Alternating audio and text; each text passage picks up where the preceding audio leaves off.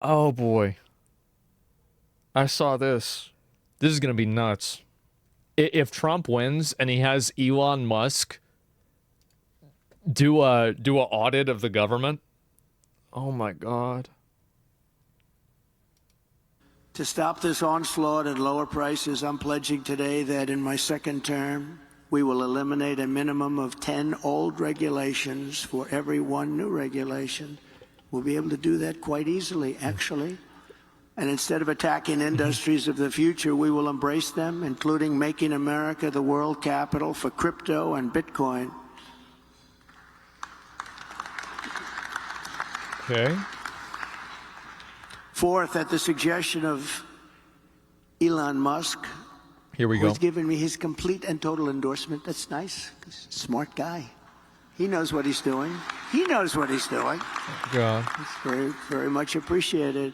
I will create a government efficiency commission tasked with conducting a complete financial and performance audit of the entire federal government and making recommendations for drastic reforms. We need to do it.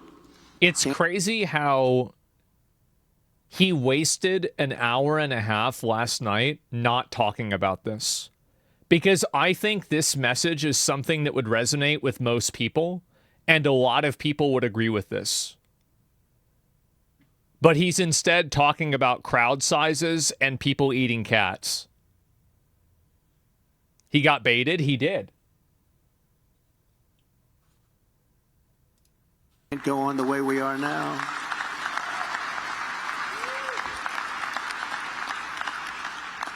And Elon, because he's not very busy, has agreed to head that task force. Be interesting. If he has the time, that'd be a good one to do it. But he's agreed to do it. In 2022, fraud and improper payments alone cost taxpayers an estimated hundreds of billions of dollars. As the first order of business, this commission will develop an action plan to totally eliminate fraud and improper payments within 6 months. This will save trillions of What the fuck? dollars. Trillions. It's massive. I don't know what the hell this is. For the same service that you have right now, trillions of dollars is wasted and gone, and nobody knows where it went. Yeah, I know whenever I worked at the government, there were tons of people that, like, probably should not have been there. Like, they weren't doing their job. They weren't working. Like, sure. Like you? Not like me. Fuck that. No, bro, I was working my ass off. What do you mean? Like, I was so obnoxious and annoying. If like, I had to work harder than other people, because if I didn't, I would have gotten, like, they would have got rid of me. Further taming inflation and bringing prices way down. The fifth pillar of my plan is to make the Trump tax cuts permanent. They are massive tax cuts, biggest ever, permanent. And to cut taxes even more, and we will have no tax on tips, something which they copied 4 weeks after I said it. She got up and said, no tax on tips. I said, I just said that. She is actually copying a lot of my plan. In fact, we're going to send her a MAGA sometime in the next week. We're having a special one day. But we also know she doesn't mean it. She's going to stick with what her whole life has been about. And also, no tax on Social Security benefits. People on Social Security have been wiped out by inflation, and now on top of it, we tax their benefits. We're not going to tax their benefits. Yeah. We have so many different ways of making so much money. This country, the potential is so incredible. We don't have to take it away from people on Social Security. We're not going to do that. We're going to save Social Security. She's going to destroy Social Security. Under the Trump administration, we proved that targeted tax cuts do not increase the deficit. They reduce the deficit by growing the economy and raising revenue. After we gave the massive tax cuts, we took in the following year with a much lower rate, billions and billions of dollars more than we did the previous year with a high rate. Think of that. So with a much lower rate, we took in more money because people were incentivized. Corporate tax revenues are 31% higher today than before my tax law was signed. With all of those cuts, 31% higher. To further support the revival of American manufacturing, my plan calls for expanded R&D tax credits, 100%. He's just talking about some other random shit. Is any more about this? The bonus if you outsource, offshore, or replace American workers, you're not eligible for any of these benefits. In fact, you will pay a very substantial tariff when a product comes in from another country that's made in another country and comes in. There'll be a big tariff on that product. Yeah. Because we want to make our goods in America, and most of them we can. My message is simple. Make your product here in America, and only in America. We are not going to be taken advantage of anymore, just as we made great inroads and progress 4 years ago. We made tremendous. It's crazy how he can have a message like audit the federal government, which is basically like another. It's a less trendy way of saying drain the swamp, and like he doesn't even bring that up in the debate. I feel like that's like a huge thing that would make a lot of people want to vote for him. Because it's a very known issue that the government has overspending. Everybody agrees on this. He didn't drain the swamp the first time, though? Oh, look, I'm not saying it's going to happen. I'm saying that you're going to do it is a more effective strategy to get people to vote for you.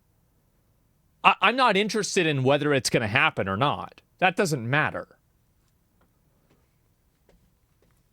Yeah, he did say it. Yeah. All I'm saying is like, yeah, socialists don't agree on this, I suspect. Well, I don't know. And yeah, it's time to get Elon Musk to do it. Yeah. And I feel like a lot of people like and I've seen this happen with a lot of other companies. I think, as I said, Elon Musk firing all of those people from Twitter and then Twitter maintaining its functionality for the most part, I would say. I think that set a really big example for a lot of other people. Here's the video I was watching here. I think that set a really, really big example for a lot of these other tech CEOs, and now you're seeing them do the same thing. Now, was it because of Elon? I don't think so, necessarily, but I think that he definitely made it easier to do, and he showed that it was possible to do. Didn't Twitter lose 80% of its revenue? It did, but it lost the revenue for a different reason. Like, its functionality is basically the same, though. You see what I'm saying? Yeah, he kicked the door open. Yeah, exactly. Do you think he cares for a bigger dick than Paul actually solving anything? Yeah, sure. A lot of American companies can trim the fat. Yeah. What was the reason? Well, I think the reason why is that there's a lot of things on Twitter that a lot of advertisers don't want to be associated with. Like, for example, like there's people that post like racist stuff, etc. So what it does is it creates like an effect where effectively you have these social media networks that are enforcing censorship standards that are created by multi-billion-dollar corporations in order to tell people what they can and can't think about and what they can and can't talk about. I personally think this is a very bad thing. I think advertising is not what you should rely on as much as possible. The reason why I don't like advertising is that I don't believe that we should be looking at places like, Nike, for example. I don't think that we should be looking at Nike as an example of like what our barometer for morality is. So like, oh, wow, Nike won't advertise. Apple won't advertise on this platform as if this is some sort of condemnation of the platform. These companies use third world labor and they lock people in fucking in warehouses overnight with nets in between the different stories so they can't kill themselves. And now we want to look at this. This is the company that's going to dictate morality to me? This is the company that's going to tell me what I can and can't say? Are you fucking kidding me? It's unbelievable. So yeah, I really hate the fact that advertisers do that. I do. Will I keep on the whataboutism? Let me see what you're trying to talk about. Not wanting your ads. What is this? Not wanting your ads near a phrenology post is anti-free speech. You don't see the... Do you see the problem that I'm talking about?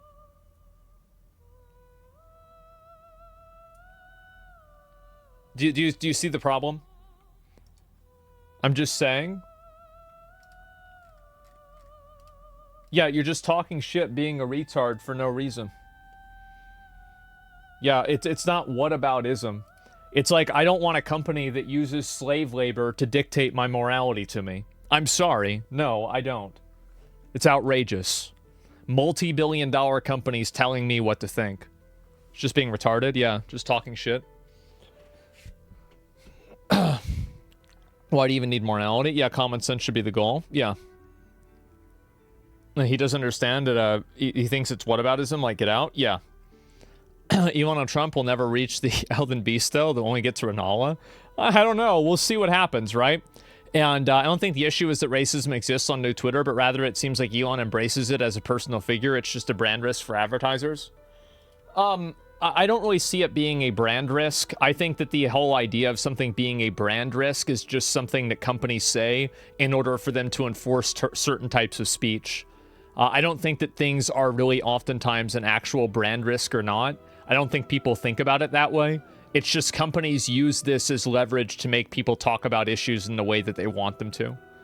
That's really the reason.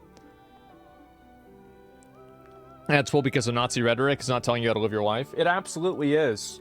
And by the way, yeah, let's say Ford is putting ads.